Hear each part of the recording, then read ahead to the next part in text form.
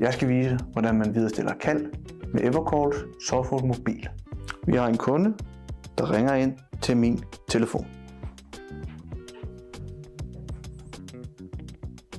Jeg tager telefonen og får at vide af kunden, at kunden gerne vil tale med Bo. Jeg trykker derefter på Evercalls app, trykker på omstil, kontakter og trykker på Bo. Nu ringer jeg Bo op. Bo tager telefonen. Jeg får at vide, Bo han er klar til at tage kunden og trykker derved på overfør. Nu bliver linjen mellem jeg afbrudt, og kunden taler med Bo. Kunne din virksomhed have brug for det her smarte produkt? Jamen, så giv os et kald eller skriv en mail til os. Vi tages ved.